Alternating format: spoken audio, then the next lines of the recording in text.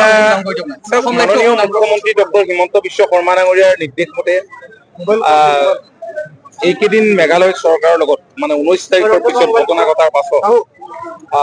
যোগাযোগ ৰাখি বিশেষভাৱে মেঘালয়ত আবদ্ধ হৈ পৰা 19 তাৰিখৰ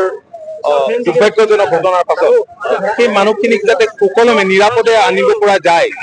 তাৰ কাৰণে কথা বতৰা পাতি আছিলো আৰু আমি দেখিছিলো যে শান্তিপূৰ্ণভাৱে যোৰাবাটত অসম ৰাজ্যিক চালক সন্থা আৰু বিভিন্ন সংগঠনে ইয়াত প্ৰতিবাদ সাব্যস্ত কৰিলে মই তেওঁলোকক অভিনন্দন জনাইছো এই কাৰণেই যে ইমান এটা ডাঙৰ ঘটনা 19 তাৰিখে বুধবাৰে মেঘালয়ৰ শ্বিলঙত সংঘটিত হোৱাৰ পাছতো অত্যন্ত ধৈৰ্যৰে শান্তিপূৰ্ণভাৱে গণতান্ত্ৰিক প্ৰতিবাদ সাব্যস্ত কৰিলে মুখ্যমন্ত্ৰী শৰ্মা ডাঙৰীয়াই মাননীয় মুখ্যমন্ত্ৰী গৰাকীয়ে মেঘালয়ৰ মুখ্যমন্ত্ৰীৰ লগত আলোচনা কৰি তৎপৰতাৰে যাতে পুনৰ এনে ঘটনাৰ পুনৰাবৃত্তি নহয় তাৰ কাৰণে ক্ষিপ্ৰতাৰে ব্যৱস্থা গ্ৰহণ কৰিলে আজি মেঘালয়ৰ উপ মুখ্যমন্ত্ৰী গৰাকীৰ লগতে চিফ ছেক্ৰেটাৰী আৰু উচ্চ পৰ্যায়ৰ এটা প্ৰতিনিধি দলৰ লগত আমি আলোচনা কৰিলো গুৱাহাটীত আমি আছিলো আমাৰ চিফ ছেক্ৰেটাৰী ডক্টৰ ৰবিকুটা ডাঙৰীয়া আছিল আৰু জ্যেষ্ঠ প্ৰশাসন আৰু পুলিচৰ বিষয়াসকল উপস্থিত আছিল তাত আমি কেতবোৰ সিদ্ধান্ত গ্ৰহণ কৰিছো মেঘালয় চৰকাৰে 19 তাৰিখে যি ঘটনা সংঘটিত হল সেই ঘটনাত তেওঁলোকে দুখ প্ৰকাশ কৰিছে আৰু তেওঁলোকে কথা দিছে যে যিবিলাক কালপিত পোনপটীয়াভাৱে অসমৰ মানুহক আক্ৰমণ কৰাত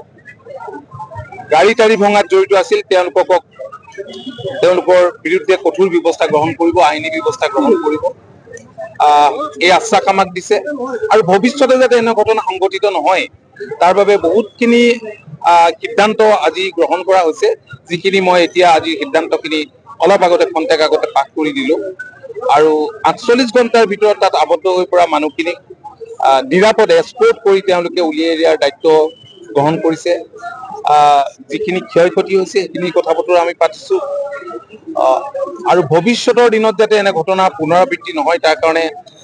এখন জইণ্ট কমিটিও ফৰ্ম কৰা হৈছে দুগৰাকী আইজিপি আমাৰ অসমৰ আইজিপি এছপি আৰু মেঘালয়ৰ আইজিপি ল এণ্ড অৰ্ডাৰ তেওঁলোকে হেড কৰিব তাত ডিচিপি এই সকলো থাকিব মই আশা কৰো যে অহা দিনবিলাকত পৰিস্থিতি স্বাভাৱিক হ'ব আৰু মই যিসকলে প্ৰতিবাদ সাব্যস্ত কৰি আছে তেওঁলোকক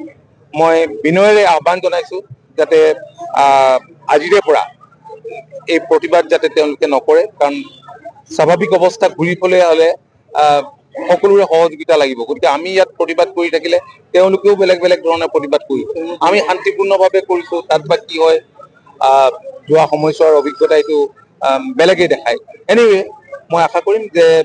খুব কম দিনৰ ভিতৰতে পৰিস্থিতি স্বাভাৱিক হৈছে